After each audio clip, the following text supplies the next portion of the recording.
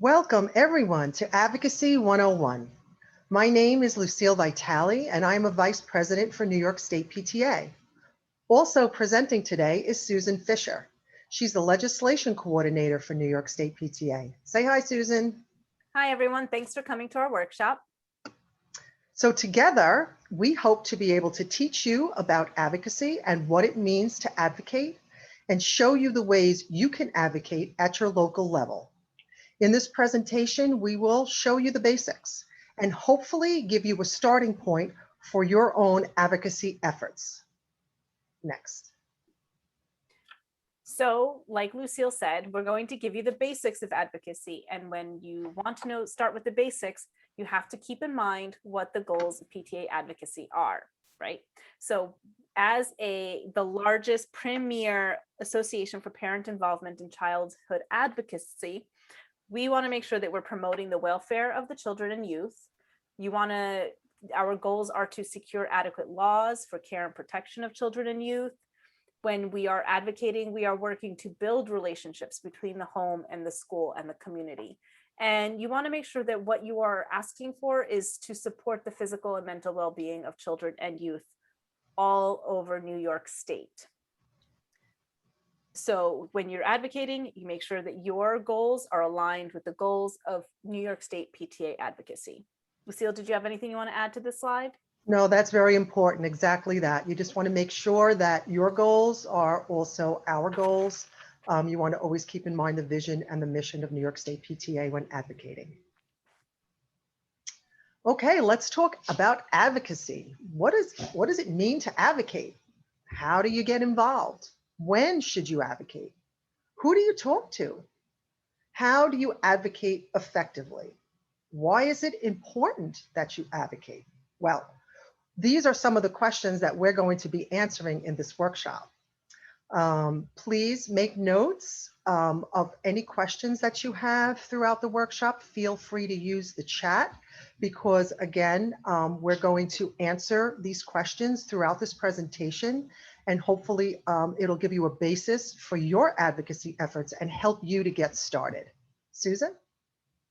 Thanks. Yeah, I just want to reiterate, use the chat if anything comes up while we're talking, and we're here in the background to answer your questions or follow up with you at any time. And you can always feel free to reach out to us through our emails. So when we talk about advocacy, it's really important to make sure that we're on the same page about what does advocacy mean. Advocacy can mean different things to different people because there's so many ways to advocate and so many reasons that we advocate for. So not every cause is the same. Not every way that you're going to advocate is going to look the same. Each issue will have a unique approach that will be the most effective to address that issue. It can look like if you have an issue in your child's classroom, your advocacy is going to start by just talking to the teacher or talking to other fellow parents in that classroom. You may not go right away to the superintendent. You may want to try something smaller. Your advocacy efforts might be more targeted. And you want to remember that when we are advocating, schools, teachers, superintendents, they're our partners. Okay, we are not here to go against them. We are here to work with them. So when you're advocating, you might even want to come and take the approach, how can we help? How can PTA, how can I as a parent leader help resolve this issue or support the plan in place to help this issue? Is there anything you want to add, Lucille? No, that was good. Great, terrific. Okay, you are an advocate when now I bet you didn't know this, but you're an advocate when you attend a parent-teacher conference, a PTA meeting and or a school event, when you serve as a PTA officer, or if you're sitting on a committee, if you're a committee member, you're advocating. You attend school board meetings, which let me reiterate, are very, very, very important to attend school board meetings, especially when you have children in school. Share information with your community, you're advocating. It all starts with PTA members like you who are passionate and concerned about a particular issue. You might not realize that when you're sitting at your PTA meeting with your teacher, your parent-teacher conference, that you're advocating for your child. And if you're speaking about issues maybe going on in the classroom, you might be advocating for other children as well. There are many, many ways that you might be advocating already and not even realize that you're an advocate. Maybe you're just speaking to parents, you're talking to parents about their participation in PTA, or the importance of their participation in their children's education. These are ways that you're advocating and might not even knowing it. Sitting down with a school principal, or let's say a superintendent, and you're speaking about issues concerning, parents and students. That's ways that you're advocating. So there are so many ways. I can list 100 of them, that ways that you may be advocating already and may not even know it. Susan? Thanks. I just wanted to add, to kind of highlight this point, right? This past year, my children were remote learners, and we had to commit for a whole year to be remote. And then as the year progressed, the school district was asking us to send our students in to do benchmark testing, the iReady benchmark testing. And, various parents and various families had chosen to keep their students home 100% of the time for various reasons. And so I had my reasons. And when this was sent out, I contacted the teacher and I said, is there going to be a remote option? And when she didn't know, my next step was to email the principal. I said, will there be a remote option for benchmarking for virtual students who can't come in for various reasons? And they started to work on this to help accommodate the other virtual parents, the other remote students. And I then shared this with the other students in my son's class and around the school, the other parents that I knew were remote 100% of the time, because they didn't necessarily understand that there was going to be another option, that they had to just ask. And so when I was doing this for myself and for my comfort and my safety of my children, it ended up being something that I was able to help for everyone. And so the next time they wanted to do benchmark testing, they already rolled out that there would be an option for remote students to do it virtually. So you have to just remember that when you're making an ask, you can probably assume that there's other parents who are going to have the same ask. Great point, Susan. So when you are advocating, the important thing is to make sure that you're focused, right? So you want to identify the issue. Who or what are you advocating for? And, there's a difference between advocating for the rights of people or for any issues of structural integrity in your school building, because once you know the issue, you'll understand who you need to talk to and what can you do as a PTA to support those efforts, right? Because if it's an issue, for example, like I gave before, the remote learning, that's a different approach to if there's a leak in the building or an indoor air quality issue in the building and it's a structural issue or something going on the grounds or a safety issue. You're going to have a different approach and a different audience depending on what the issue is. So you want to make sure that you're very specific about what's the specific issue that you are trying to approach. Lucille, did you want to add anything? Well, yes, and it's also important that you use the proper chain when you're facing an issue. If you have an issue, let's say in your classroom, you don't want to start at the superintendent level or go to the Board of Education. The first place you want to start is your homeroom teacher, where you would want to bring up the issue first. So you want to make sure that you're using the right steps as well. Okay, does PTA have a position? Very, very important. On the New York State PTA website, which you could reach at www.nyspta.org, we have documents in the advocacy section. We have a document called Basic Policy, which is actually a very abridged version of the next document, which is Where We Stand, which contains all of our current resolutions and positions that New York State PTA has. We also have legislative priorities and also national that you can reach out to and look at their website and see what positions they have. It's important when you start to advocate to know, does PTA have a position on this? We don't want to reinvent the wheel. The wheel is there for a long time and we use it well, and we also have positions and we want to use them well. If we have a position, it's already on the books, we have a resolution or a position paper on it, you can advocate on that.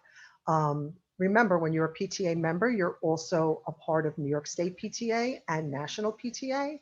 So it's important that you know all the positions already that are on the books. Susan? All right. So Lucille just brought up our Where We Stand document. And so we really thought that we should go back to the basics and talk about what is a resolution, because that Where We Stand document is a compilation of all the resolutions that have been adopted by New York State PTA.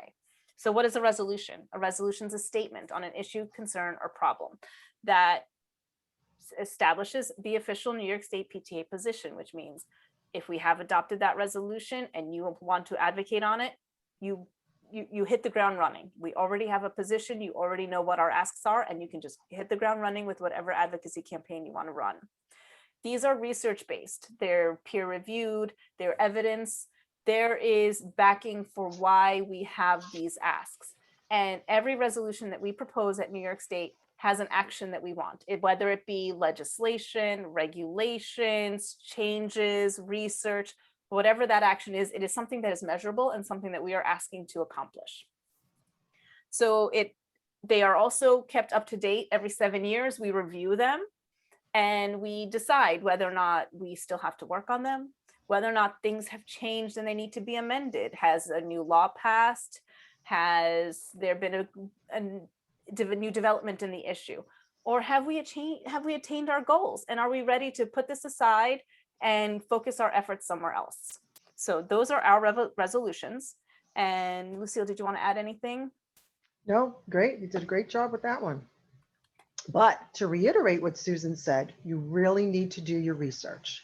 Now, we don't expect anyone to be an expert, but we need to be informed, okay? I started out my career never thinking in a million years that here I would be 20 something odd years later, that I would be, advocating and meeting with legislators and, going to Capitol Hill and, meeting in the Capitol with different legislators and so forth. But this is where anybody can come. Susan, the same story. I don't think she ever imagined that she would be where she is right now in the seat and wearing the hat that she's wearing. So we don't have to be an expert, but through your research, you really need to be well informed.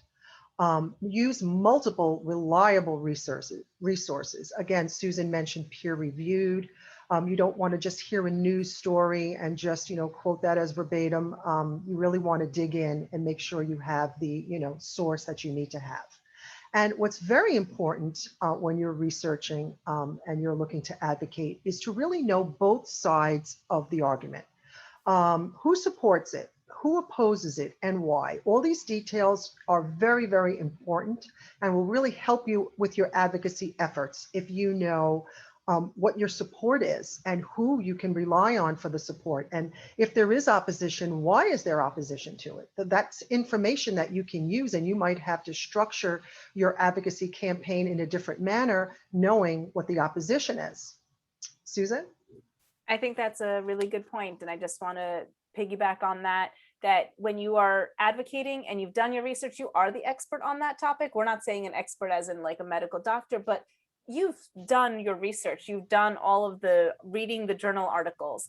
So you know what you're talking about and you should have confidence in that. And when you are advocating, I agree with Lucille. It is very important to listen to the why people are not on your side. Why do they oppose what you're saying? Because they might have good research and good reasons and evidence to back up their argument. So while we want to make sure that we get our point across, you also really want to make sure you're listening and engaged in what they are trying to say and what their position is. So that brings us to being an effective advocate, right? Like I said, using your research, it builds your credibility. You know your audience, so you're going to use the research appropriately. If you're talking to doctors, they're going to want to hear statistics and numbers. If you're talking to teachers and principals, they're going to want to hear a personal story about how it affects. And all of that gives you credibility in your voice. You want to have a plan. You want to know who do you need to talk to address this issue, and what kind of advocacy is going to be the most effective. Is writing a letter to your legislator going to be the most effective? Is having a meeting with your superintendent the way to go? You want to make sure you have a plan for how to accomplish what you want to accomplish. And you want to work with these partners, you want to collaborate. If you have other organizations, and New York State PTA partners with many organizations around the state, you can work with them in order to accomplish your goals. You don't have to sit there and think that you're alone in this fight. We have partners that we can work with. And you want to make sure that you do have that personal story. that is going to have the largest impact when you have a conversation with someone, telling them your why. Why are you so passionate, and why is this issue so important to you? That's what they'll remember. They may not remember the statistics that you give them, but they'll remember the story about your child or your family or yourself and why it's important to you. And when you want to have a real advocacy plan, you want to make sure that you're checking in with it. You want to periodically check where you are, what you've accomplished, and what you still need to accomplish. So you want to make sure that your goals are measurable, that you're keeping track of what you're doing. And, if you keep track of what your next steps are, you may be able to, as you evolve, figure out if there's any changes that you need to make to your plan. Lucille, do you want to add anything? No, I agree with all of these immensely. And, because of the many times that we have advocated, again, with, let's say, legislators, all of these are so important. In many of the meetings that you may have, they might be very quick. You might not get a lot of time sitting in front of your legislator, of your local legislator, if that's the route that you're going. And all of these things will really help you, especially in your planning. You want to be very well planned out. You want to know exactly what you want to say, exactly what you want to hit on. And they really do want to hear your personal story, like Susan said. I have told many personal stories when I have been advocating on certain issues, as well as many other people. And you see how, intently they will listen, even in front of principals, superintendents, and so forth. They really want to hear your personal story, and you're your most genuine self when you're speaking about something that's happened to you. And I think it's very, very important. Good point, Susan. Okay, our next slide is an acrostic poem on the word advocate. So what does that stand for? A, answers, no answers, and ask if you don't. So very, very important. We're not going to know all the answers to everything. We never have, with all of the meetings that we have, not everybody knows every single answer all of the time. But if you don't know, you ask, and that's perfectly fine and acceptable. D for direct, be direct and concise. Definitely when you're advocating, know exactly what you're advocating for. Again, superintendents, principals, legislators, they're not going to have a whole lot of time. You can't sit there for 2 and 3 hours and chit chat. So you want to know exactly what you're going to say and have it in a concise manner. So you don't forget your talking points. Be vocal, voice your concerns. Of course, we wouldn't be PTA members if we weren't vocal. Be observant, pay attention to what other people are doing and saying is also a very important part of advocacy. Communicate and tell your story. C. Important to have good communication skills and again, to tell your own story.